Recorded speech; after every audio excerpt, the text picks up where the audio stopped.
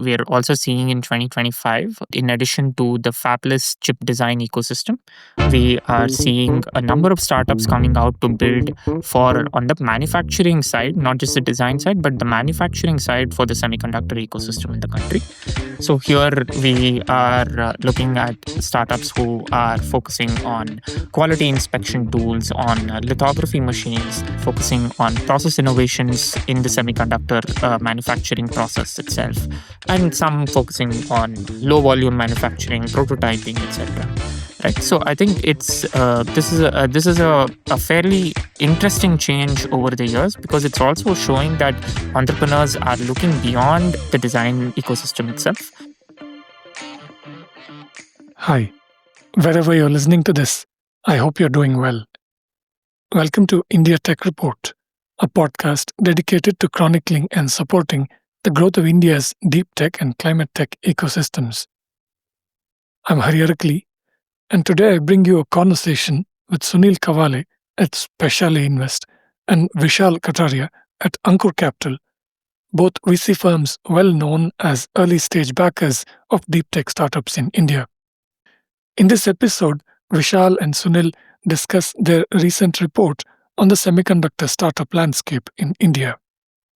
India's chip industry has made significant strides from once being only a location for the development centers of global companies designing to foreign specifications.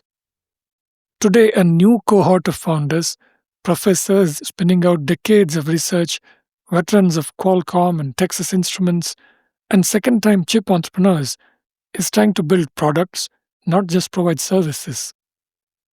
For these founders, their targets range from high volume microcontrollers for cameras and smart meters to AI accelerators for data centers and the edge. And venture capital is following. Seed rounds are giving way to briskly timed Series A investments, some closing within 18 months of the seed funding, and at 2 to 10 times the earlier check sizes. Capital is also broadening beyond specialist funds. Family offices, strategic corporates like Zoho, and the venture arms of global chip makers now want a role in India's semicon story. Meanwhile, entrepreneurs are pushing beyond fabless design into manufacturing adjacent niches such as metrology tools, lithography subsystems, and low volume prototyping, hedging against the geopolitical fragility of a supply chain still concentrated in Taiwan and the Netherlands. This week's conversation brings together two investors who have had a ringside view of these shifts.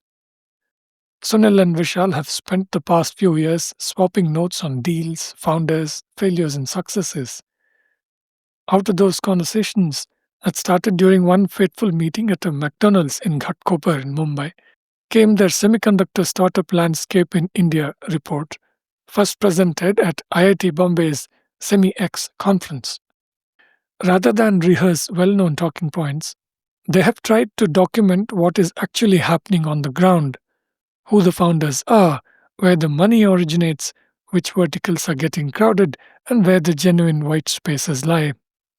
In this episode, they explain why India's chip moment may finally be real and what it will take to sustain it.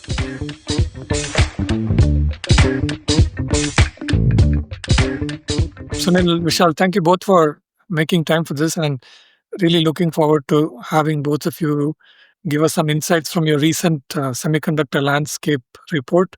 From a general audience's perspective, I thought it will also be useful to just give us a sense of the conversations between both of you and maybe others at both Speciale and Ankur. How did the idea for this kind of a report come about? Give us a peek into those conversations, how you guys started collaborating, and let's go from there.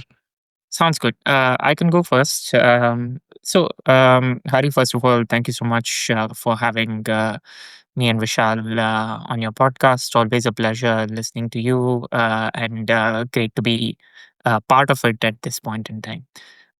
So both us and Ankur Capital are both firms that invest in deep science and deep tech, right? So we have Vishal and I have been exchanging notes on semiconductors over the past few years, and We've looked at deals together, evaluated deals together, and shared our views on them. And that's how, by and large, Vishal and I even connected, right? Like while discussing about semiconductors in India. And it so happened in 2024, we were both approached by the organizers of the SemiX conference in IIT Bombay. There's an annual conference which the third edition of which happened last month in late September, actually. And we were approached for the second edition to present some of our views on the startup landscape for semiconductors in India.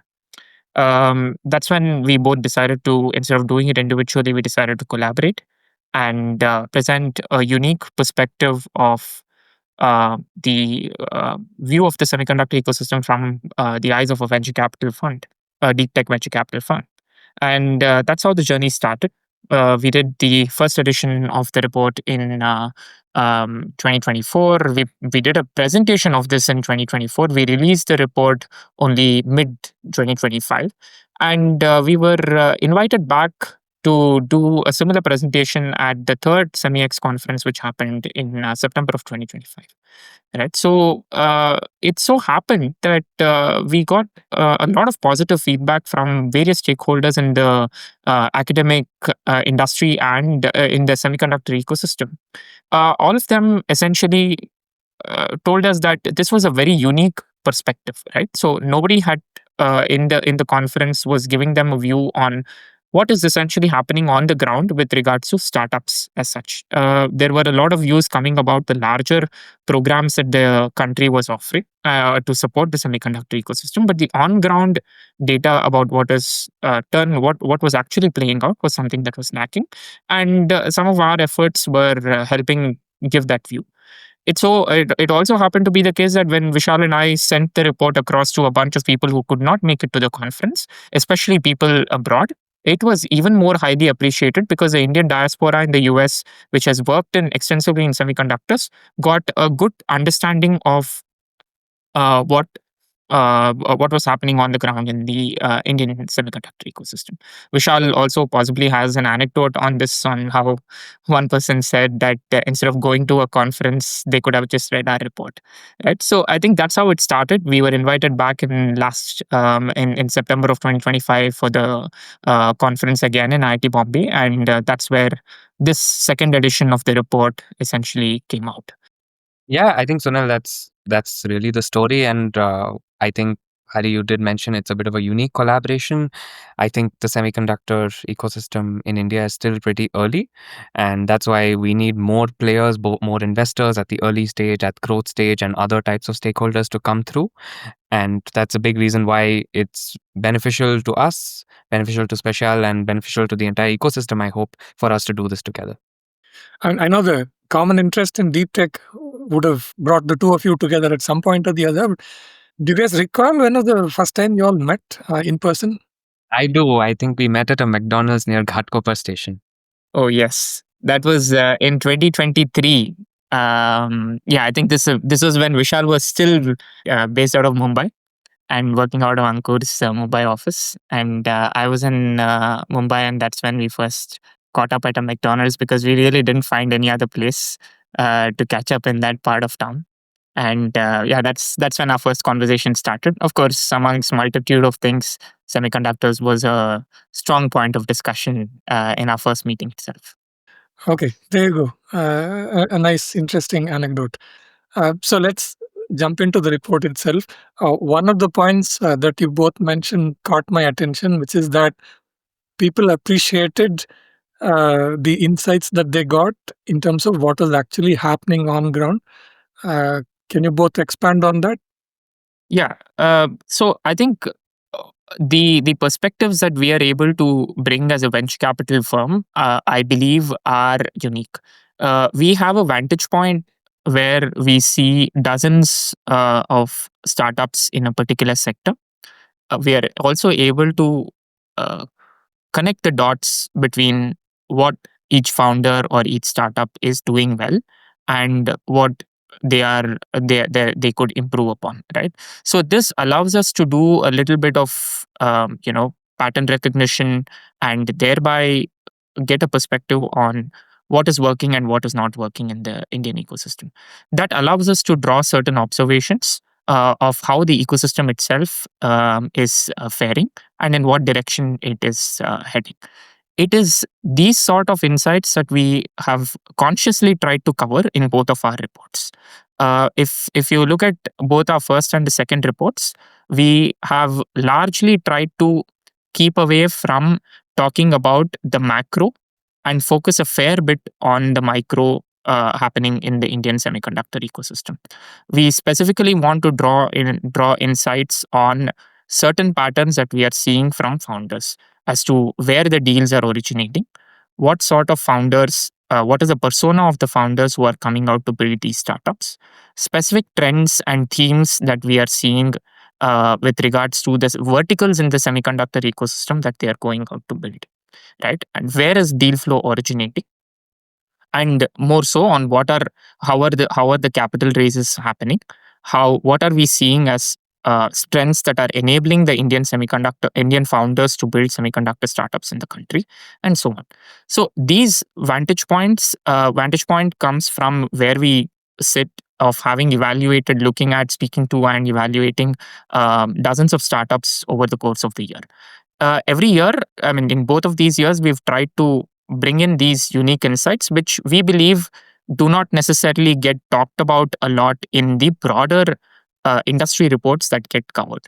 And we've focused on bringing such insights into the conversations and the presentations that we do based on this report.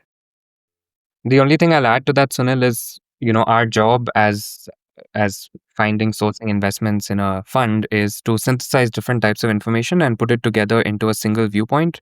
We're bringing together commercial market trends as well as a lot of technical information, and where we are, the types of stakeholders we engage with, and the type of opinion we need to come up with to make our decisions. That put together is really what gives us that unique vantage point. Okay. Um, Before diving into a little bit of details of some of your top findings itself, can you both give us a snapshot of, especially in recent years, the many important developments in the Indian semiconductor industry effort, if I can put it that way, both government effort, because government has now really put its support behind the sector, and definitely many entrepreneurs are coming out of multinational companies, etc., and they're bringing their deep experience to this sector in India. From your vantage point, as you mentioned, as VC investors looking at a lot of deal flows, can you give us a snapshot of these important changes? And then let's get into your report itself. We're seeing a lot of interesting changes taking place because of the position that India is in today, and it's a position that actually many other countries face themselves in, with a broad desire to reshore or nearshore their semiconductor industries. If we were to dive a little deeper into some aspects of it, I think the point that we feel most excited about is the talent aspect. And I think, Hari, that's what you alluded to in your question as well. We think that a lot of 20% of the semiconductor design talent, globally is in India. And many of them are in roles that require them to do services, to design things as projects.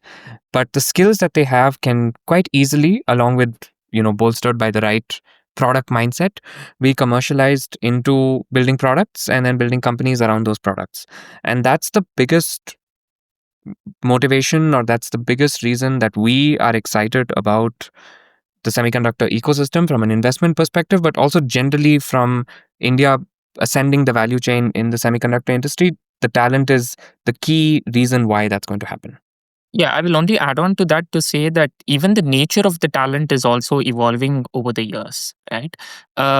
What has happened especially over the past 20 years, and this reflects in the persona of the founders that we are seeing as well, is that these founders who work in the Qualcomms of India, the tech, in the development offices of Qualcomm, Texas Instruments, and XP, etc., have all gone abroad at some point in time, right? They've gone spend time in the Silicon Valley, they've gone spend time in Europe, etc. They have worked there for many years and have then come back to India, right? Now, what they've in the process, they have understood how that ecosystem works. They have seen, how their colleagues in from other nations essentially are functioning.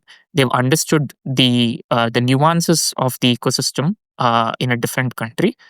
They've also done roles beyond design, right? So some of them have graduated to managerial roles. They have done sales, they have done business development, they have done customer support, application engineering, so on and so forth.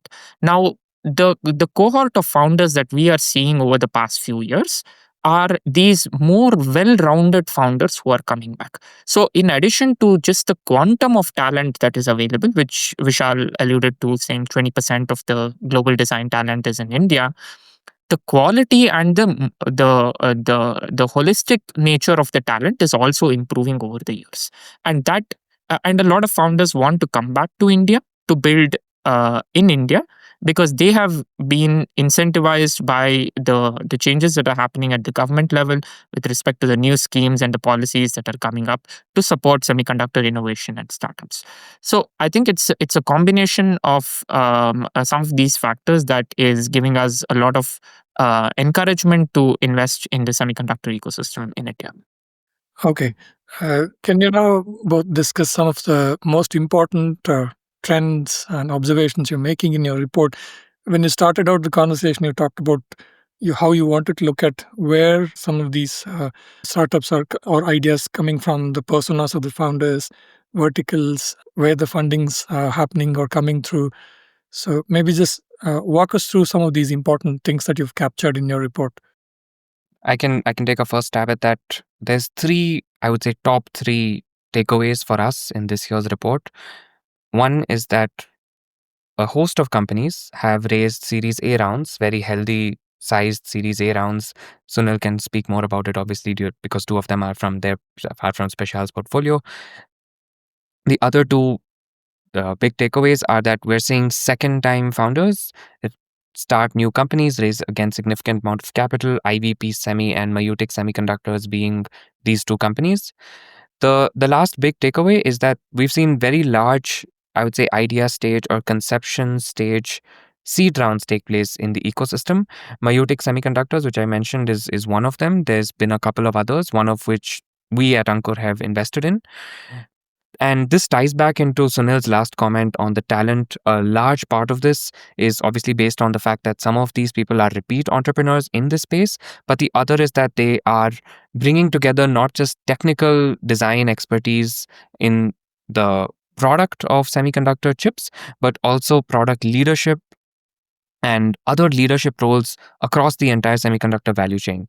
That combination of abilities, that well-roundedness of teams is what is enabling investors like us to take different bets than we usually would and come in with relatively large investments for us at pretty much an idea or a conception stage.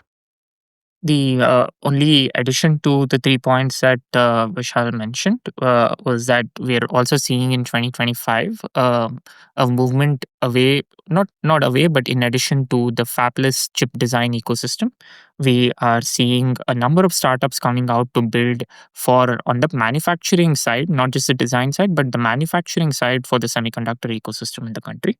So here we are looking at startups who are focusing on quality inspection tools, on lithography machines, focusing on process innovations in the semiconductor manufacturing process itself, and some focusing on low volume manufacturing, prototyping, etc.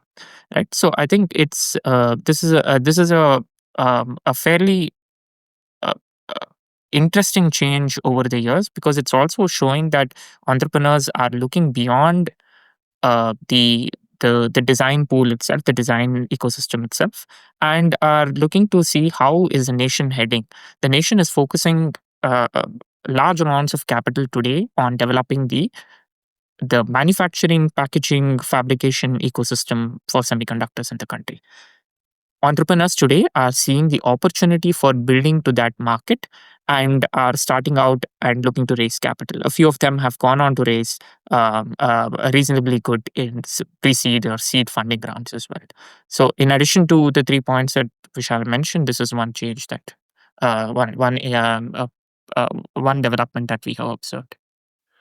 For folks who may not immediately understand the nuance of the significance of a lot of companies getting Series A, and I put myself in that category, so the semiconductor industry is concerned. Can you explain to us what is the significance that a lot of companies you're seeing are have gone on to raise Series A? So, Hari, the as investors, one of the most important tasks for us is to help the startup grow. And to help them grow, you need to have more capital for them to survive longer, so that they can go out to build what they want to build, right? And thereby the graduation from the first round of capital to the second round of capital, which in this case we are calling a seed round and a Series A round, becomes extremely important. Now, for anyone to put more capital in a company, it needs to be doing well. Slash, there needs to be signs of progress from the last time the company went on to raise capital. So, this graduation from one stage to another reflects strong levels of investor confidence in what the startup wants to build, and that it is solving an important problem, and that there is validation at some level, either at a technology level, at a customer and a business level, a unit economics level, or a combination of a few or many of these, right? And thereby this jump from a seed stage to a Series A stage is an extremely important milestone in the life of a startup. The other nuance that Vishal and I observed while we were working on the report is that for a bunch of these startups, we've pointed out 3 startups in that category, have all gone on to raise their rounds within 18 months of their first round. Right. So within 18 months of them raising the seed stage capital, they've gone on to raise their Series A round of capital. This again indicates that one, that investors are seeing the value in which what the startups are doing, that there is a decent amount of progress that has been made from within those 18 months, that gives again investors confidence that the startup is worthy of raising a next round of capital, right? So and hence this development we see as an important factor. It also shows that there is increased amounts of later stage funding, or next level of funding that is available in the country. A Series A round is usually bigger than a seed stage round. We've noticed that in the case of 2 startups, Mindgrove and in Netra Semi, and in morphing machines, these have been at least 2 to 3 times bigger, and in the case of Netra Semi, almost 10 times bigger than their seed round. Right, and these are important parameters that we observe to indicate a growing, maturing, and a strong semiconductor funding ecosystem in the country. Mm.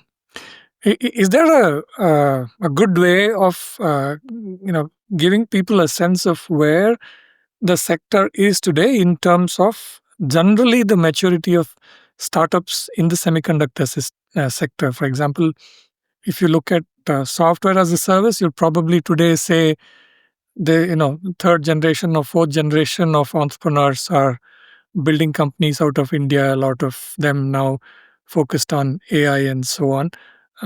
How might one do this in the semiconductor ecosystem? I'll take a first stab at this. I think the biggest encouraging sign, apart from the funding, of course, is the fact that not just one, not just two, but multiple startups have announced that they have products in about to hit the market, and they have signed up with very credible industry partners to help them with packaging, to do offtake, and some of these names are even household names like Boat. That is really the end goal of any company, to have products in the market that work reliably, that deliver good performance, and have takers in the market. That's the most encouraging sign for the fabulous chip design companies. And many of these product partnership announcements have happened in the last 12 or 15 months' time. The other big encouraging thing in the ecosystem, for us, at least from our perspective, is that, like Sunil had mentioned earlier, if we had this conversation 12 months ago, a large part of the conversation would focus only on fabless chip design companies. These are companies that don't necessarily do their own manufacturing. They design their chips and get those chips fabricated at external foundries. Today, we have companies looking to commercialize beyond just fabless models. They are looking to do metrology. They are looking to do low volume manufacturing. And again, like Sunil said, some of them are raising good, healthy amounts of pre-seed and seed capital. This is the indirect corollary to derive, which gives us a lot of comfort and confidence, is that everyone in the ecosystem, investors, partners, even policy investors, are looking beyond fabless chip design and are looking at a holistic growth of the semiconductor ecosystem as part of the broad electronics ecosystem. And while at some level these fabless and the manufacturing side of the semiconductor industry are decoupled, we think that for India, it's important to kind of be full stack, to have capabilities across the board, chip design, manufacturing, and packaging. And we're seeing more of that activity happen. And to us, that's a big reason why we think the semiconductor sector is in a good space today. It's easy actually for you as a reader to find that out as well. If you just look at this year's report versus last year's report, you will see a lot more space devoted to companies beyond just fabless chip design. Hmm. Um, and if one were to extend the point on companies going on to get subsequent rounds into Series A and so on, and also bigger rounds compared with their pre-seed and seed, have you also come across examples of even a handful of startups which are raising much bigger growth stage money as well? Yeah, at this point in time, Hari, I think we've largely seen companies raise only about 2 rounds of capital. The third round of capital is something that we've not seen a lot of companies go out to raise yet. We are for product startups. I think we are still in less than 3-4 years of inception of some of these startups, and thereby we think that the 2 rounds of capital itself is a fairly substantial milestone for a lot of them. The significant third round is yet to be seen for most of them. Fair enough. Can you both give us a sense of the type of products that they are all developing? What are the type of customers, end users, segments, markets that they're addressing currently? Yeah. Just taking a step back, I think it's important to acknowledge that the semiconductor ecosystem in India is a reasonably mature one. It is the product startup ecosystem that is fairly finding its ground at this point in time. In the form of design service companies doing design, we've had a fairly healthy ecosystem over the past 20 years or so. Having said that, I think we've in the design services world, we have explored a number of different segments. Startups have built technologies and IPs for on the RF side, radio frequency side. We've built IPs for camera, Bluetooth, compute, etc. On the product startups ecosystem, we are largely seeing activity in about 4 to 5 different segments.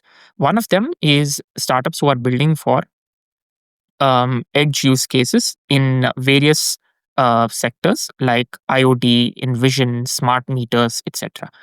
You can look at these products as those being high volume but lower in value, and thereby addressing mass market use cases in India. These are also products that have a large Indian market at this point in time, and we have a number of startups in India looking to build products to address those markets. The second large vertical we see is startups that are building on the communication and RF verticals. We have these being built for 5G, 6G use cases, radar systems, and certain defense use cases as well. We're also seeing some early activity happening in the compound semiconductor space. We have a few startups from IIT Madras, so IIT Bombay, IISc Bangalore, a few based out of Hyderabad, etc., which are building products in gallium nitride, silicon carbide, using gallium nitride and silicon carbide based technologies. We're also seeing startups today which are building core IP processors for compute IP, and morphing machines in our portfolio is possibly one amongst them. We've also seen an emerging trend of some startups building in the photonics space as well. While we're not seeing a lot of activity on the processor itself, we are definitely seeing, when I say processor, a photonics based processor, but we're seeing startups building for networking, interconnects, and so on, all using photonics based technologies instead of the traditional semiconductor technologies. So I would say these are five broad verticals in addition to the equipment ecosystem that we've already spoken about, where we are seeing a lot of activity happening today. The only thing I'll add there to what Sunil said, which is a very exhaustive coverage of everything we've seen, is that if you look at the categories that we just talked about, they're all on different scales of complexity, cost, and even time scales. Some of these products are going to be in the market very soon into consumer electronics or telecom or surveillance applications in a year, 2 years time. Some of these which are, I would say, more advanced on the high performance computing, maybe on the AI acceleration side, will and even on photonics for that matter, we'll see those come into the market in maybe 3 years, 4 years time. And the what's nice is that there's enough backing in the ecosystem to not just go after a single trend that is addressing an immediate market demand or addressing something that's more far-fetched in the future. We're seeing support across different types and a diversity of products and a diversity of end consumers. You've given some names of startups as examples in different areas. Can you also give us a few examples of, as you call them, the personas of the entrepreneurs, the type of experience that they're now bringing to their work? And you also mentioned second-time entrepreneurs starting, new semiconductor companies. So, give us a few examples of the type of personalities who are now in the fray. Yeah, I think the first a cohort is where we are seeing a lot of founders coming out from academic institutions, right?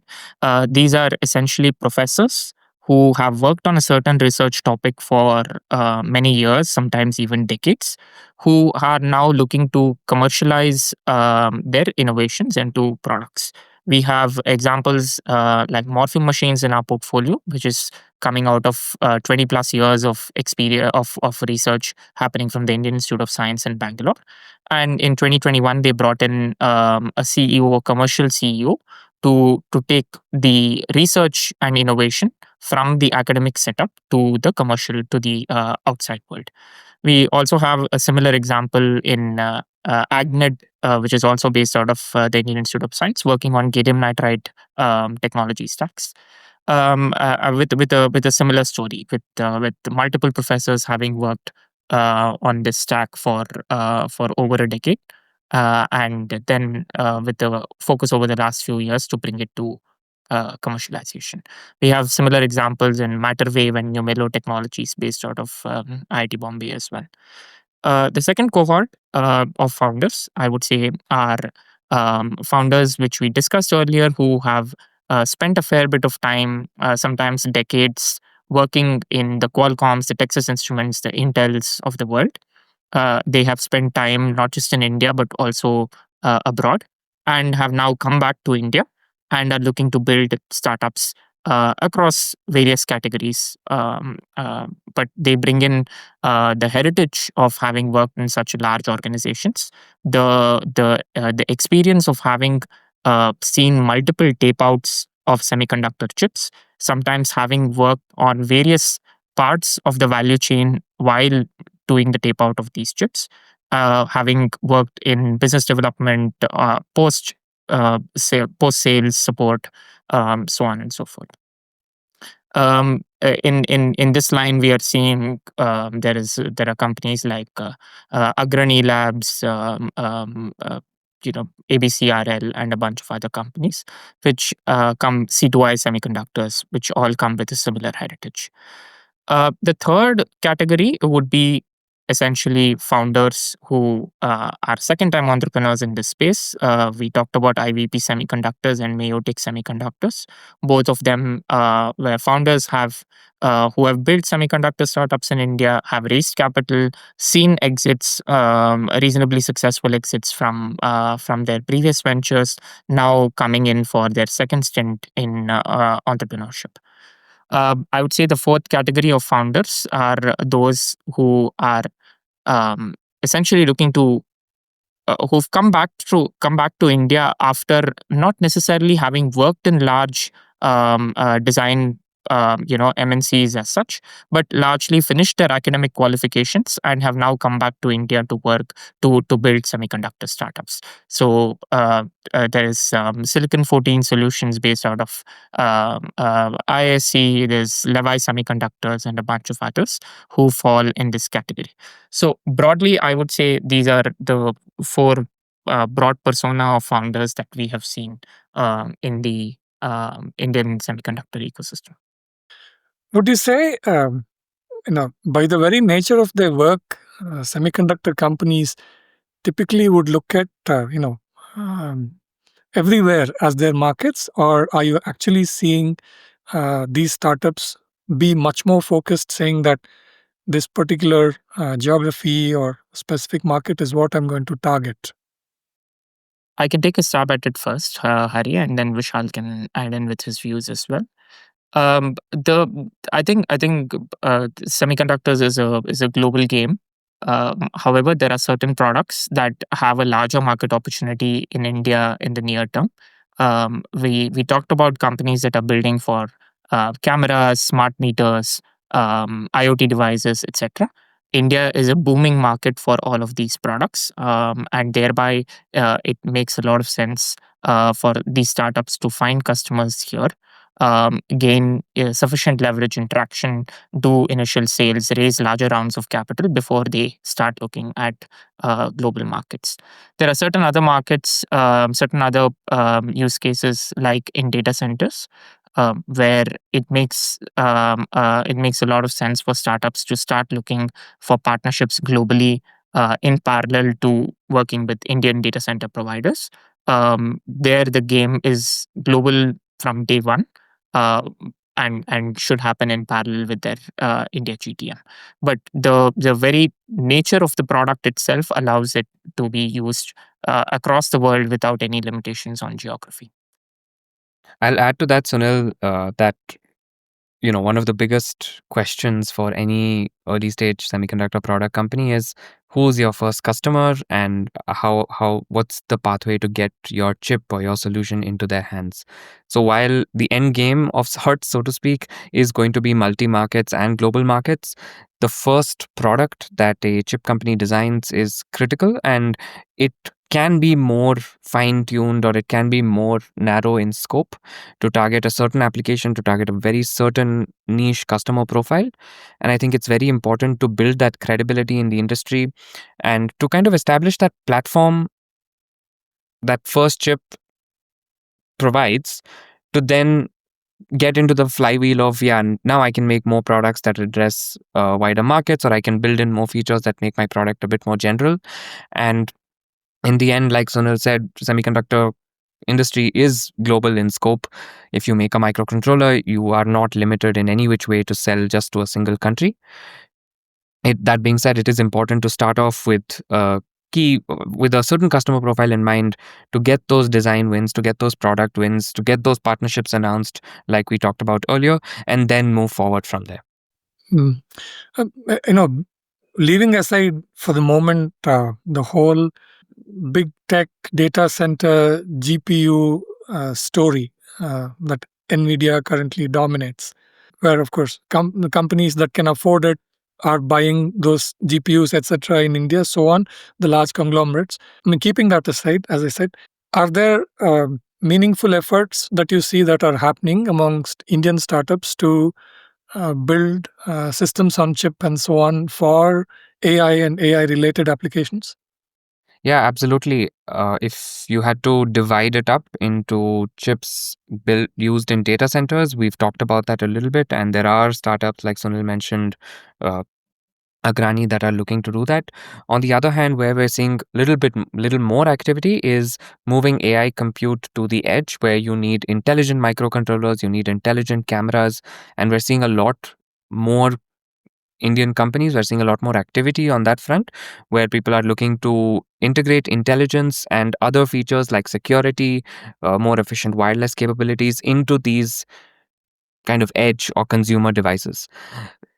Both of these trends of increasing AI compute at data centers for inference as well as increasing edge inference compute, both these trends are secular trends, will both grow at 20+%. In fact, there might be reason to believe that the edge compute might grow even faster than the data center inference compute. The activity in the semiconductor ecosystem in India and in other parts of the world as well does reflect the confidence in the growth of both of these big parallel stories. Okay, so more awareness about the potential and promise of this sector, plus government support, plus as you've both been talking about, early stage funding that seems to be more robust now for deserving entrepreneurs. So these are on the plus side, some of the tailwinds, if I can put it that way, in terms of headwinds, or generally, if not headwinds, in terms of challenges that may not necessarily be in the control of these entrepreneurs. Can you give us a sense of what are still existing challenges? Yeah, I'll take a first stab at it. Semiconductors as an ecosystem globally itself, if we zoom out, we will realize that has very strong geopolitical implications. Right, there are 60 plus percentage of manufacturing. Fabrication of semiconductor chips happens in Taiwan. Or it's almost 90 plus percent of advanced nodes manufacturing happens in TSMC in Taiwan. ASML in the Netherlands builds the lithography machines, which are core to all manufacturing processes, so on and so forth. So, as any geopolitical instabilities globally will cause challenges for semiconductor startups, whether it is Indian or global, even more so for India, which is why it has become a strong focus for the government to indigenize and bring some of these capabilities within the confines of the country so that we can protect ourselves from any long term consequences that are not necessarily in our control.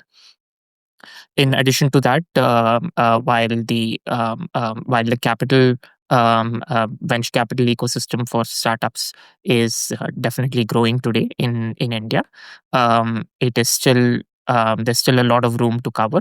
Globally, you will see semiconductor startups raising hundreds of millions of dollars, sometimes even billions of dollars, to accomplish their goals. This is not to say that Indian startups also need so much of capital, but there is still a strong need for more growth capital to come in. I think having those funding channels sorted out will make life much more easier for Indian startups going forward. The other I would talk about this is talent, while widely available, is also expensive. Semiconductor talent is some semiconductor talent are sometimes one of the highest paid in the broader tech ecosystem. This is true globally and in India as well. As a startup, if you want to bring in very high quality talent from multinational design houses as such, they're going to be fairly expensive, and it is sometimes not always possible for startups with the funding rounds that they raise to build such strong teams. So, geopolitical tensions and availability of capital and uh, affordability of talent are some strong challenges that are there for startups to build semiconductors in India. I'll just add to that, taping chips out, which is the process of sending them to foundries and getting them back packaged, is is challenging. That's a very challenging process.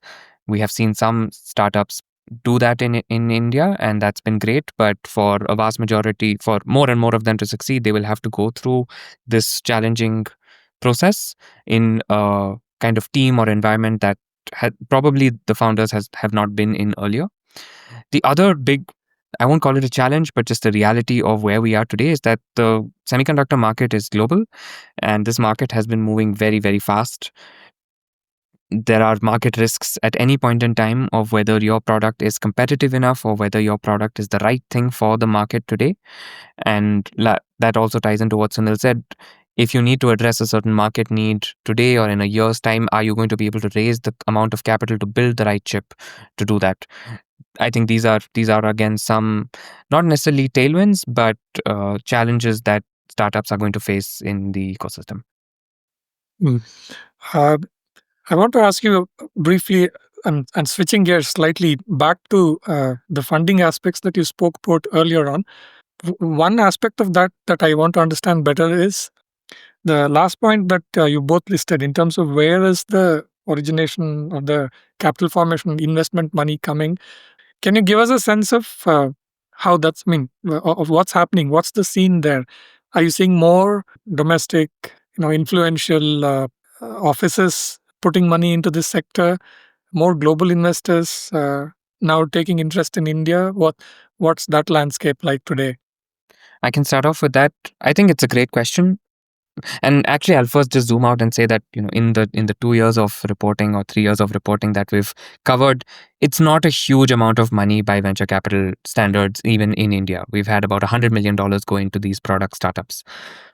That being said, a lot of it is from domestic VCs like us, like Speciale, like others in the ecosystem, Peak 15, Yali Capital, etc.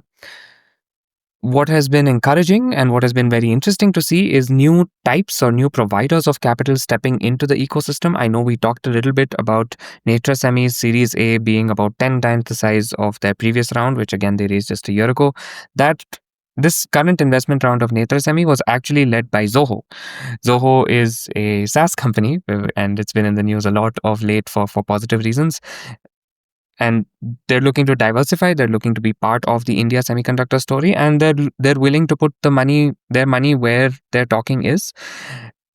That has been super encouraging, and we expect to see newer profiles of investors come in, whether it's higher profile or higher check size angels like Ashish Kacholia and his associates, whether it's Zoho, whether it's other types of corporates or strategic investors in India come up in the next couple of years. As of now, and perhaps related to the fact that we haven't seen the mega or the larger Series B and Series C rounds, we haven't yet seen meaningful participation from global VCs or global capital allocators. But with some strong product milestones expected in the next couple of years or even in the next year, I believe that we're going to see that sooner rather than later. Yeah, I think Vishal has fairly covered it. I just want to bring out the nuance to say that there is precedence for larger investors, the belief in investing in Indian semiconductor ecosystem. The precedence being that our design services companies have gone on to raise significant rounds of capital, large rounds. Most notably, I think Tesol raised about $150 million from TPG just last year, right? I mean, this year in 2025. So it's not that there is not much of confidence for in the Indian semiconductor ecosystem for larger amounts of capital to come in. It's just that we are still in the very early stages of semiconductor product startups going through that journey, and thereby, we believe it's only a matter of time that as and when these startups become more mature and start showing product market fit and early signs of revenues, there will be large amounts of capital coming in. Investor pools are very similar to how Vishal mentioned. We have money coming in from Indian corporates. We have Indian individuals of the likes of Ashish Kacholia and his team making strong investments in the Indian VC ecosystem. But also we are starting to see some early. We are starting to see semiconductor corporate VC arms of semiconductor firms, global semiconductor firms, also setting up shop in India and investing in Indian companies. perhaps not yet in Indian semiconductor companies, but TDK Ventures has been very active in India over the past few years. Qualcomm Ventures has been active for over a decade now, and have invested in a lot of deep tech startups in India. Micron Ventures is also spending time here. Applied Ventures has invested in the electronics ecosystem in India. So all these factors give a lot of confidence for us to believe that it's only a matter of time when Indian product startups will also graduate to raise large rounds of capital from global investors. Can we extend that thought process to say that we will also see bigger semiconductor companies sustain themselves from going from the startup stage to becoming real sort of enterprise grade companies? I raise this point because when you both mentioned, milestones that you're looking forward to in the near future or the next 2-3 years. We've also had some interesting acquisitions already, right? I mean, Kinara, probably the most recent one. To my mind, I can recall Steradian. Correct me if I'm wrong. Renesas, I think, acquired them, and then probably before that, Sankhya Labs that the Tata Group acquired. These are some examples that immediately come to my mind. So I'm just wondering. Of course, while it's great if the entrepreneurs as well as their investors got good exits and so on, would you say that it's only a matter of time before Indian semiconductor startups can also go on to become sort of multinational giants like the semiconductor equivalent of an Infosys or a TCS? In fact, you're spot on, Hari. In fact, if you speak to a bunch of startups today, they will tell you that they want to be the Texas Instruments, the equivalent of Texas Instruments from India, right? Which is to build an extremely large organization and create an institution where multiple products can be multiple products, multiple portfolio of products that are created catering to various markets and use cases, not just in India but across the globe. This we have definitely heard from founders speaking. So the ambition and the aspiration is definitely there today. At the same time, we also have to note that semiconductor is an industry that is where acquisitions are fairly commonplace. So there are always opportunities where if a product is valuable and has shown technical efficacy and some acknowledgement from the customers, that the larger players both globally and in India might be interested in taking them in house, acquiring them and taking them in house rather than allowing them to grow. So both these are possibilities. We can only attest to the fact that the ambition is not at all lacking, and we will only go on to build from here. What I'll add to what Sunil said is, Hari, you mentioned a bunch of M&As, Sterati and Sankhya. These happened some time back. Kinara is the one that's happened just now. And it's an order of magnitude larger in size. Kinara is a $300 million acquisition by NXP.